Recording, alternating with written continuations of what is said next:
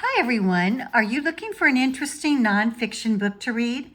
This one is about the governor of California, and it's called Young Man in a Hurry, a Memoir of Discovery by Gavin Newsom.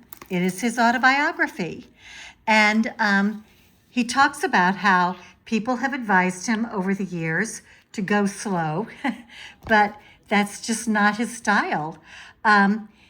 So for him, it goes into his background, how, his great grandfather or great great grandfather walked a police beat in San Francisco almost 150 years ago. And then Newsom was eventually elected mayor, and now he's the governor. It includes some interesting, anecdotes about him, and talking about his current life in Sacramento, and how he used to live near the Pacific, and how Sacramento is much different than what he expected. But now, of course, he has to live in Sacramento because he is the governor. So it's a friend of mine sent me this book. It's easy to read.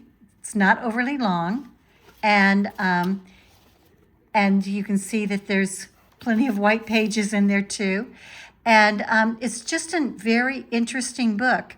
Now, in case you don't know, currently, Gavin Newsom is considering running for president. So if he does, and of course that's a few years away, but if he does, I think this book will help potential voters even more in deciding whether or not he's the right candidate for them. Consider his philosophy of life, his background, his experience, and all of that. And that will help them make important decisions. So here's how he ends the book. This is the back cover.